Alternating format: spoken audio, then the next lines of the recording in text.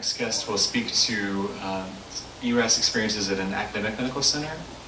And I'm going to call on Judy to provide an intro, but Bethany, if I can grab your slides and get those loaded. Judy, go ahead.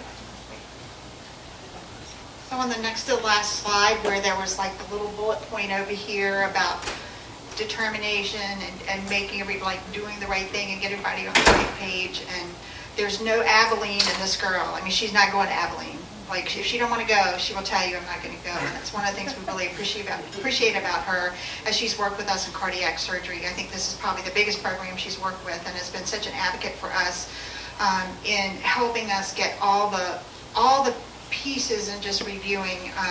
April Howell, we can't talk about ERAS at UVA without talking about April Howell, because she's been amazing. And everybody at that table over there with us has been amazing. But Bethany has done so much work with us before, and first met her when we were looking at what did the Gatorade do to the colorectal patients, because we're looking at it from glucose control, like did it make your sugars really high? And the glucoses actually did go a little bit higher, but their glyphosate and everything was fine. So there's nothing I can tell you that Bethany's going to do way, way, way better than I will ever do. So are you ready? Because you know, I don't keep talking. Well, and I so appreciated your question about how to get it done, because I have some slides that will sort of speak to the process about change management and the challenges that we faced at UVA. Oh, perfect. You even have this beautiful view. I have traveled around the country doing presentations, and no one ever did this view. This is wonderful. Keep our fingers crossed, too. I love it. I traveled to Miami 2 weeks ago to give a presentation on OB ERAS, and I traveled there and back all in one day, and I got all the way there and learned that they forgot that we needed a podium and a screen. So I can appreciate technical difficulties. Okay, so first and foremost, I have no disclosures. So really the key here as part of our discussion tonight is I plan to give you just a really brief overview of how we started with enhanced recovery at UVA Medical Center several years ago now, and provide for you some of the outcomes and things that we've been able to accomplish over the course of the past 5 years. But then also speak to a bit of what Judy just mentioned and how we're taking what we've learned over the course of the past 5 years through the programs that we've developed and implemented and sustained, and apply them to now our biggest program, our biggest patient population, our most challenging thus far, but I'm excited about it in cardiac surgery. So back in 2012, my predecessors, Dr. Tracy Hedrick, a colorectal surgeon, and Dr. Bob Feely, a cardiothoracic anesthesia provider, really sort of set the stage about what enhanced recovery was going to look like at UVA. And I like to include this proverb because I really think it helps to speak to why do we start an ERAS program to begin with. We know change is hard, and ERAS comes with a lot of change, but we really do it with intention in mind. We really do it with specific goals in mind as we begin to plan for, implement, and then hopefully sustain an ERAS program as we go forward. So back in 2012, they really started to look really within themselves and said, well, let's look at our data, right? Someone mentioned that as part of the discussion just now. And that's what they did. So we participate through the American College of Surgeons in the NSQIP database. I'm sure most of you are familiar with it. And they said, well, where are our baseline outcomes? Where are we really starting from? And what they found was that while we were doing better than our peers, better than things looked according to comparison to the national averages, we knew we had opportunities for improvement, and several of the things listed here. So we knew that looking forward, as we began to design what our ERAS protocol was going to look like for colorectal surgery, we needed to consider these important factors.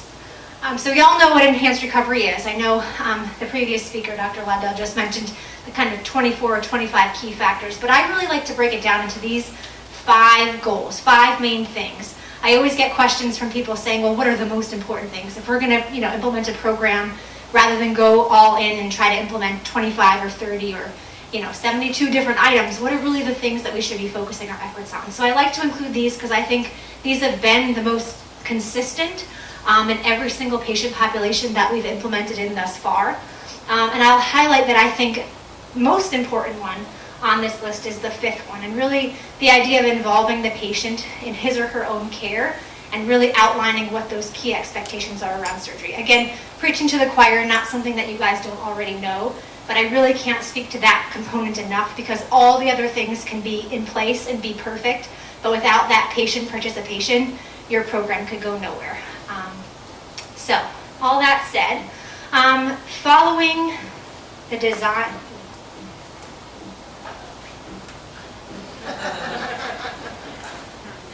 drum roll please. Perfect. Okay, so following the course of about a 1.5 year period, as we looked at our data, we brought the interprofessional team to the table to help design the program, to gain their buy-in.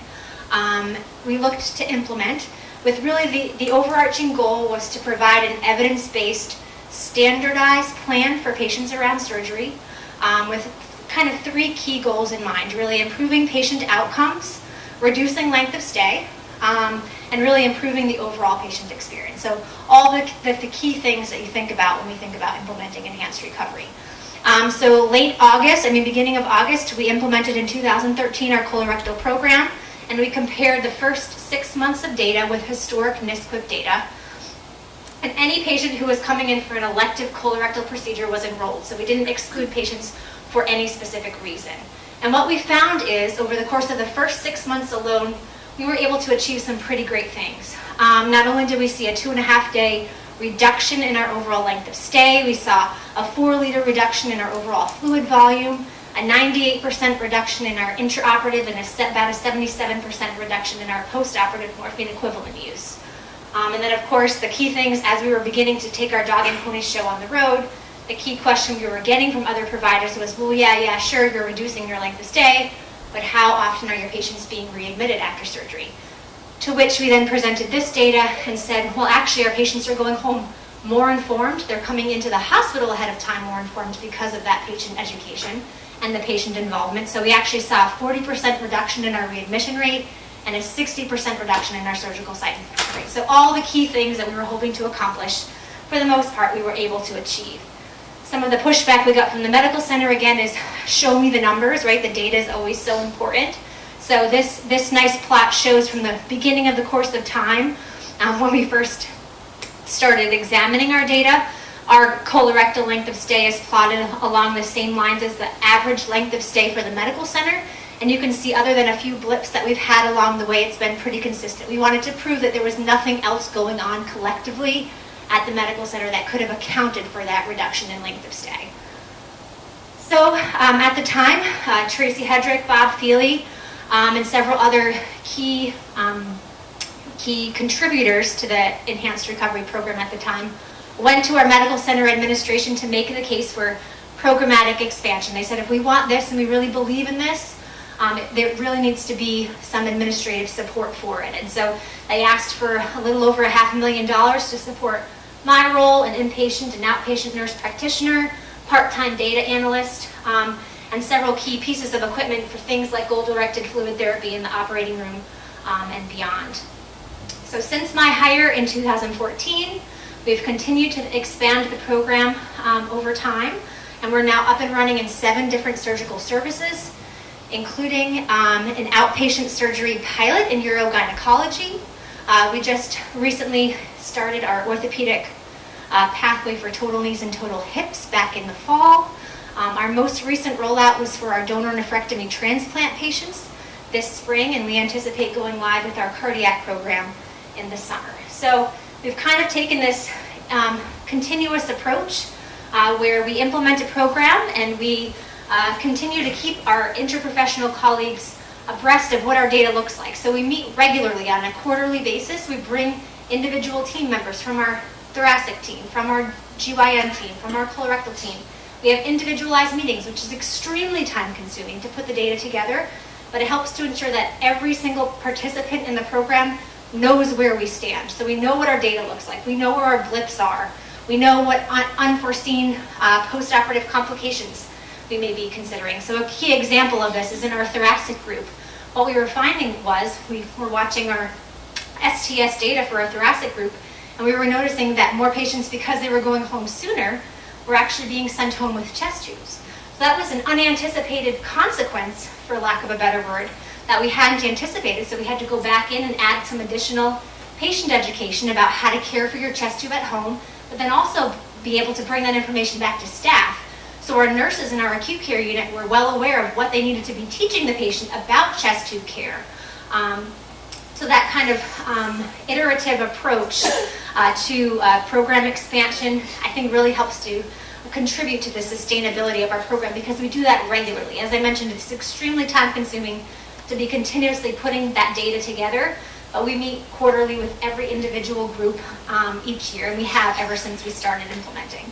But then that also gives us the opportunity to go back to our administration to say, listen, our program has now expanded by X percentage, so now we need additional support. So last spring we did the same exact thing that we had done previously, went back to our C-suite to say, these are all the things that we've been able to accomplish over the course of the past year. We need additional resources. So now I'm excited to say that now I've got, excuse me, 2 nurse coordinators that help me with preoperative and postoperative phone calls and patient and staff education. I've got a full-time data analyst and now a full-time nurse practitioner who follows all of our patients when it comes to pain management. So really a team of people. And we hope to continue to expand in this same way. So thinking about sort of where we came from and where we're going, after programmatic implementation of 7 services, as I mentioned, we've enrolled about 4,000 patients since we started implementing in 2013. So thinking about the number of patients on each one of those 7 pathways multiplied by the reduction of length of stay in each one of those individual services has excuse me, saved about 3,800 hospital days. So if you multiply that by the average of all 7 of those services, the average length of stay for those services alone are about 5.5 days. So multiply that, it allows for 704 additional admissions. And then if we multiply that by the $11,000 contribution margin that we expect per admission, it leads to about a $7.7 million opportunistic revenue. So this is the information that we need to take back to our administration to get their buy-in as well. Really important. Over the course of time, we've continued to publish our data, of course, to bring back to administration to show its worth. So this is kind of our flagship publication, where we first published that colorectal data that I just mentioned in the Journal of the American College of Surgeons. Back in 2016, we then published on our GYN data to show not just a reduction of a full length of stay in both what we call our full and our light pathway. So these are open procedures, GYN oncologic procedures, and also laparoscopic and robotic procedures. But we also saw about a $1,500 cost savings per patient, which doesn't sound like a lot, but when you think about our current case volume for our GYN patients is about 450 cases per year, which translates into about $675,000 per year based on this alone. So all of that data is very important when it comes to having those higher level conversations. Excuse me.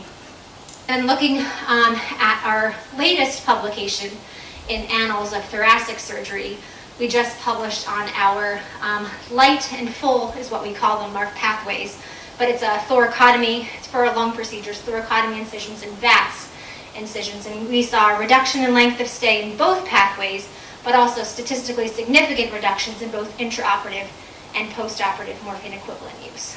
So just something to consider. So how do we do it? So just like we take a standardized approach to the creation of our clinical pathways, I like to take a standardized approach to implementation of these programs as we go. So I draw from the work of Dr. John Cotter, who is kind of a foremost speaker on change management and leadership in a variety of organizations. So I'm just going to very briefly outline kind of the steps that I take when I work with the individual teams and how I have to sort of reframe my own thinking now that we're working with the cardiac group. So he breaks up these 8 steps into 3 key categories. The first one is creating the conditions for change. So how do we do that? So when I first sit down and meet with a group, the first question I ask is, okay, well, what are the goals for creating your program, right? Let's look at your data. So if it's with the colorectal group, or if it's with my Whipple group, it's sitting down looking at NSQIP.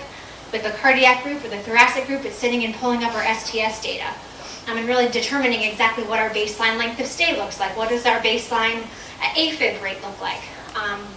Really identifying those key things. Then I like to ask what I call my big 3 questions. So first and foremost, the question is, what should we be doing? This is really when we take those data-specific points that we know are opportunities for improvement, and look to the literature. So I work very closely with a science librarian at our library, and so he can run standardized search terms through PubMed or through whatever magic he does, but in a standardized way, pulling data when it comes to what should we be doing for our AFib, what should we be doing for sternal precautions, what should we be doing for VAC, and taking those key things that we hope to accomplish and running them through to figure out what the current best practice or best evidence is at any given time. The second question is, what do we want to do? And this is, I think, where a lot of people or a lot of institutions often fall short. When they're trying to design an ERAS program, they're so focused on the data and they're so focused on the evidence that they almost forget that just asking the key members of their team can really provide some valuable input. So this is where we involve the post-operative clinic staff that are fielding the post-discharge phone calls. And you hear from them that the most common thing they get phone calls about is constipation. Like, we left it off of our list, but if it's the most common thing that they get calls about, then we really should be thinking about how to incorporate a better bowel management plan, either preoperatively or postoperatively. So it's like small little key things like that. Asking your bedside clinician, what's the most common complaint that you get from patients? Asking your anesthesia provider, what's the biggest challenge that you face in the operating room? Is it because you have no access to a specific medication or documentation is challenging? It's really getting the key pieces of information from the people who are caring for your patients from day to day. And last but not least, the third question is, what can we do? And what I mean by that is, what can we do within the constraints of your organization? So you might know that multimodal pain management is what we should be doing. And you might know from reviewing the evidence that maybe using Exparel is a really great thing. But then when it comes down to actually physically getting it at your institution, sometimes there are specific limitations about what you have on formulary. So being able to consider all three of those questions as you develop your protocol is really important. Excuse me. So this is just an example of what we've begun to explore as we are designing and developing our pathway. So pulling out some of the key metrics from our existing STS database, figuring out what our current volumes are going to look like, because if we're going to talk about using Exparel or other specific medications for our patients as part of their multimodal pain management, we need to figure out what is our case volume so that we know what we need to go to our pharmacy and therapeutics committee to ask for. I also like to call these my ERAS outcomes. So these are things that I look at for every single service that I work with. So figuring out who those key members are of your EPIC or your EMR reporting team. So what I do is I've worked very closely with them to figure out, okay, well, if I can send you a list of MRNs and patient off dates, you can get me exactly what this looks like, so I know at any given time what is my baseline morphine equivalent use that I'm currently using in the OR at baseline, so that I know if I've improved or not once we implement our program, if that makes sense. Sometimes it's all about who you know, not necessarily what you know. Excuse me. And then, of course, looking at the data. So we know pain management is something that we want to accomplish. So looking to the literature. It's not going automatically, I apologize. But we know that there are certain things that we want to be doing and certain things that we want to be improving upon. So again, drawing from that expert that we have in our science library to pull some of the latest evidence. This is supposed to go automatically, I'm so sorry. But regardless, the point of this is to say we have identified some key things that we want to accomplish as part of our cardiac program. And these are just a few of the articles that we're now looking to. Next, and I can't speak to this enough, is the idea of really involving those key players from the very start. This is just kind of a blanket list of individuals that I usually incorporate into our discussions from the very start when we're beginning to design a program. It looks a bit differently when we're talking about cardiac surgery because it's a bigger service and there are more people involved, but there are also a lot of specialists involved. So it's very important to identify who those people are and invite them to the table to get not only their input and their feedback, but more importantly their buy-in, because if you want it to be sustainable and you want to help change those late adopters, bringing them to the table along with their opinions is usually the best place to start. And lastly, the last part of this first component of Cotter's change theory is figuring out who are your unit-based leaders. Is it a key set of nurse practitioners on the floor that are generally putting in these post-operative orders, inviting them in? Is it a key set of anesthesia providers that are always working with these patients, that you know are highly opinionated. It's bringing them to the table and really helping to make the case for a change program like Enhanced Recovery is really providing the why behind the what. Some of the best feedback that I get, especially from nursing staff, is that so often people from the higher up come in and they sit down and they tell me what I should be doing without ever telling me why it's important. So anytime I go around to units to do education for new staff or to do education about a new program, the very first slides I put up are always data-specific slides so that they can understand the rationale behind why we're even embarking on an ERAS program to start with. So secondly, the second component of this change theory is the idea of communicating. So figuring out, okay, now that we have an enhanced recovery program designed and ready to implement, how do you get the information out to staff? We work at an academic medical center, so we have a constantly evolving group of staff. New residents are coming in, new nurses are starting, new PCAs and PCTs that we're expecting to get the patients up to ambulate around. How do you seamlessly work that information in every time you get a new group? So this is just a very short list of some of the things that we've done. But really figuring out, okay, well, every new residency group that comes in has an initial, time period where they're going through education sessions. How do you work yourself into that? I just learned that our surgery residents are going to be equipped with some type of app when they start in 2 weeks. So figuring out how to get my ERAS protocols in there so that every single resident has access to them, how to get in front of them on a regular basis. Figuring out, okay, well, onboarding of new staff, how to figure out how to get an ERAS component worked into that. So really the key overarching goal is to get the message out, is really to make it as easy as possible to do the right thing at any given time. Enabling action, I think, is a really important one, and one that I've worked really hard to do. I included it at the very bottom, but figuring out a way visually to clue everybody in that this is an ERAS patient. So I've worked with our EPIC team, and they've been able to design in the header for every patient a banner that is initiated preoperatively in clinic when a patient is enrolled on our ERAS pathway, and it carries forth perioperatively until the patient is discharged and gets resolved at the post-discharge visit. So that's one key way visually that we're always clued in that it's an ERAS patient, but it's another component of our data gathering. So at discharge, we've worked closely again with that EPIC reporting team. So at discharge, any patient who has an ERAS banner in their header gets automatically pulled into my database to make it easy. At any given time, I know exactly what my length of stay is for colorectal surgery. I know exactly what my morphine equivalent use is for GYN surgery because of that key thing. So it's important both for a visual perspective, but also for data gathering as well. One of the important things that I and my team make sure to do when we first start and implement a new pathway is making sure that you're available on the unit. So we do all this great work to standardize order sets to ensure that things are readily available in your medical record, so that things theoretically work seamlessly for folks, but there are always going to be barriers, there are always going to be hiccups.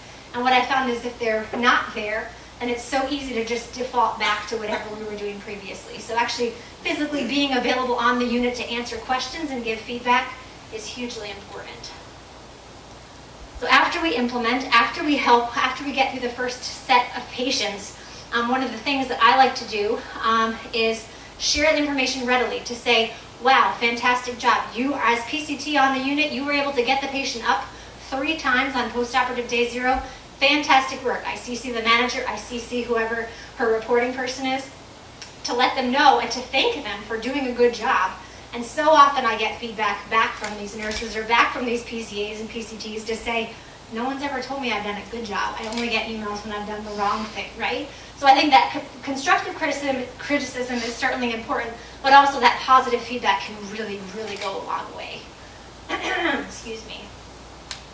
So last but not least, how do we ensure sustainability when we get an ERAS program up and running? I mentioned earlier the idea of bringing everybody back on a regular schedule. You know, each one of my individual groups knows that they're going to get an email from me in February because we're going to be meeting in March at some time. So clear a spot on your schedule, bring food, and just to ensure to bring everybody back in the same room again to review the data and see how things are looking on a regular basis. I can't speak enough to that second point about making it as easy as possible, making it seamless, defaulting things in order sets. because we know if it's easy to not do the right thing, that's going to be the thing that we default to. I'll mention a quick story about the last note I have on here about the late adopter point that the previous speaker spoke about. So when I first started in this role, I was getting pretty regular emails by an anesthesia provider. This was before we even implemented our first newer program in GYN. And I would get probably 6 to 7 emails from him a week. And finally, I reached out to him and said, Tom, I'd love to come and spend a day with you in the operating room and just see all of these challenges that you seem to be having, because I'm not hearing about them from anybody else. So I spent a full 12-hour shift with him, and he took on the ERAS patients for the day, and he cared for 3 of them in a row. And by the end of the 12-hour shift, I had a full 3.5 pages worth of notes from him, and some of them were just ridiculous things that I couldn't ever, fix. But some of them were considerable points. How to move certain medications into the OR Pyxis to make them easier for him to obtain, or just simple things like if we want him to follow the protocol, he didn't know where to find it, so he had to go and search it out on the public internet, the hospital intranet. So trying to work through as many of those things as possible with my medical directors, Tracy Hedrick and Bob Feely, to try to fix as many of them as I could to convince him. I really wanted to convince him to like enhanced recovery. So after the 2.5 week period that it took me to work on all of this, I brought the information back to him. I went and met with him, and he really didn't seem all that convinced. So I sort of wrote it off. Okay, well, I tried. Well, about 1.5 years later, I learned that he left the organization to go work for a VA medical center. And about 6 to 7 months after that, I get a random phone call through the UVA operator, and he introduces himself and says, "Not sure if you remember me." And I sort of laughed and said, "Of course I remember you. How could I forget you, right? We had spent 12 hours together, and I used to get emails from you almost every day." And he said, "Well, you'll never guess why I'm calling.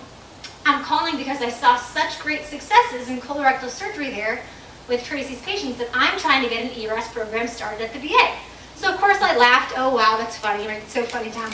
And about 6 months, I get a call from him because he's not just sharing his data back to me, but he's telling me about he now has just hired a version of me at the VA Medical Center. The most recent call I got from him was that he got $1.5 million grant to create patient education materials for VA patients. I know he's created an educational video to give out to patients. And I think right now he's in the process of having the higher level discussion at his medical center to make it into an official program similar to the one that we have at UVA. So it's a true example of if you sit down and actually take the time to listen and hear the feedback of those late adopters, sometimes that's exactly what you need from a change management perspective to really help to bring them to the table and really make them convinced. And I think it's a great example of taking it to the complete next level. So I always ask, every time I talk to him, I ask him, "Do you mind if I share this the next time I give an ERAS talk?" Because he really, truly is the equivalent of what a late adopter is. So in summary, what does ERAS implementation require? So the idea of bringing everybody to the table from the very start, not 2 months or 2 weeks prior to implementation, really ensuring that you identify who those key people are, who your champions are going to be, and bringing them to the table to provide their feedback, provide their input, but also really feel like they're heard from the very beginning. It does help to ensure that they buy in to help ensure sustainability over time. The idea of bringing people back on a regular basis and strict monitoring of compliance. So often programs get up and running, they roll out, and then they sort of not forget what they were doing it for in the first place, but they often fall short, or they don't have the opportunity or the personnel to constantly and strictly monitor compliance. So I can't speak enough to, yes, the creation of the program itself is very important, but ensuring that you sort of keep your eye on the ball as you continue down is also extremely important.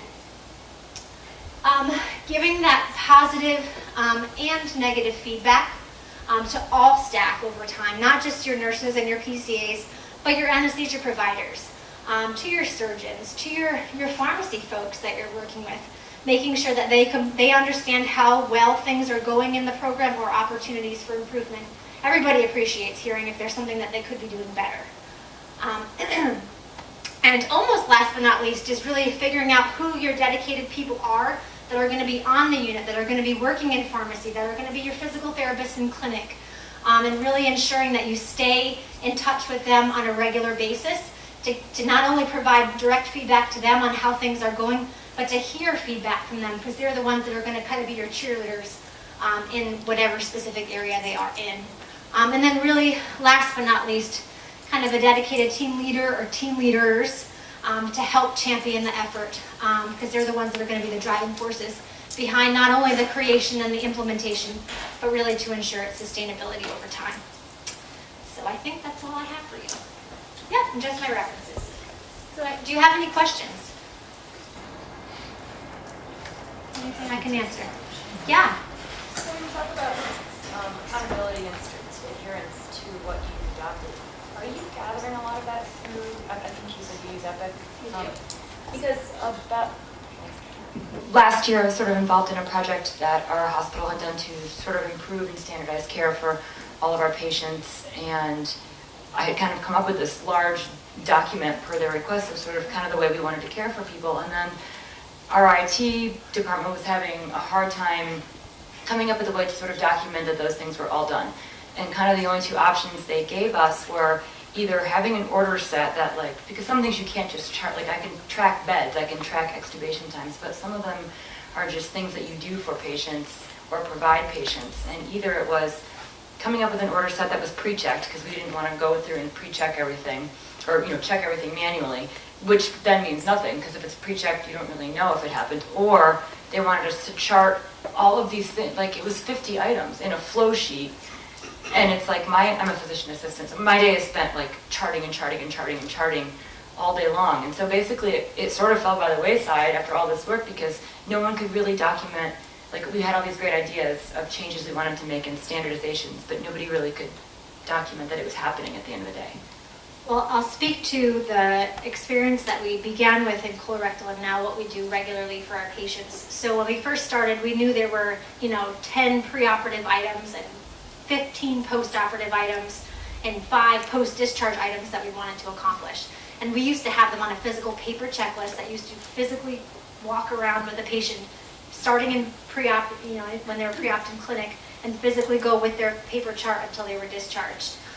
When I first came on board and saw this, I would have to do these paper chart audits, and I was like, this is silly because we're using Epic. Why not figure out how to integrate them in there? So we went through, we worked with a key set of people in the Epic department to identify, well, do 7 of these things exist elsewhere in the chart that we could somehow pull in, either from a flow sheet or otherwise? And if they don't exist in any other area, can we create them in a checklist? So I showed before how we have that label in the banner. So when that's initiated preoperatively in clinic, when the screen is refreshed, it then populates a key set of checklist items underneath it. So for example, preoperatively we knew we wanted them to be screened for VTE and OSA, and they needed to use a certain order set. And so when that happens, we get in the regular visit navigator, it turns yellow if it hasn't been done, an updated set of vital signs. It turns yellow if it hasn't been done. And so as the provider who's seeing the patient, whether it's a nurse, a PA, and any type of LIP is seeing the patient, as those things get checked off or accomplished, it stays yellow until they're all finished. And so as we train the nursing staff, when we're starting an ERAS program, we teach them, if it's still yellow, you click on it, and then whatever is left over, whatever the items are that aren't accomplished elsewhere, are things that they can physically check. So the same is true on the post-op unit. So some of our patients who receive an intrathecal morphine spinal, they require capnography for 24 hours. So that isn't anything that's accomplished anywhere else in the chart. So we have a reminder at the top with that checklist as the patient arrives in the unit, as part of the admission checklist, there's an item there that says, is the patient attached to end-tidal CO2 monitoring? On day 1, it's day 1 it's post-operative day 1. Has the patient's end-tidal CO2 been discontinued? So we tried to kind of find a fine balance behind having 72 different items versus if the medications are already documented in the chart, that was then captured just by pulling it into this checklist. So part of having that label and that banner is we can get an audit of how many of these items that we've said are important based when the patient is discharged. Does that help a little bit? It does help. I mean, I guess it just means, right, Linda, when we presented that to the group and it required all this charting. I mean, everyone just said, forget it. You know what I mean? It's like, Right, if you they're do- not gonna do it Yeah, at exactly. 75 Yeah, items. so. So it's trying to figure out, well, what are the most important things and how do we incorporate them? Thank you. Sure, sure. Any other questions?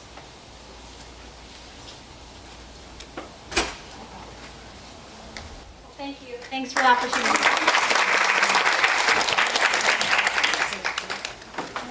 So we were originally slated to go to Ivan Burkle to provide an update on opioid prescribing practices and the VCSQI grant. In the interest of time, I think we're going to skip ahead, and I wanted to just pass the microphone real briefly to Mary, who with the Inova team are doing some innovative opioid prescribing practices, as well as implementing an ERAS protocol of their own. So Mary, maybe you can give us a last word here. We'll try to. Yeah. I think a lot of what was touched on, or I think as we approach this at Inova, one of my fears is the fear of the unknown and causing unintended harm or unintended consequences. So a lot of what we're trying to implement is coming from non-cardiac surgery literature, but they're things that have worked well for other services. But knowing if we start using these non-opioid regimens, such as using more ketamine, well, is it going to increase our AFib rates? And so trying to use our crystal ball and do what's best for the patient, because ultimately we do need to get away from what we are doing now, but then also make progress without causing harm. So definitely fear of the unknown, but I think the data tracking throughout, revisiting all of the measures that we're already tracking will help with that. But we are very much in the preliminary stages at Inova, as I think a lot of centers are as well. So all we can do, I think, is share as we learn lessons along the way. Mary, how much NSAIDs, are you using any NSAIDs regularly? No, not regularly. That's the short answer. I know there are many centers who have adopted NSAIDs very routinely. We will not use them in CABG patients, period. We will consider them for uncontrolled pain in non-CABG patients without any other risk factors like renal dysfunction, that sort of thing. So no, that's one thing we've not jumped on board with.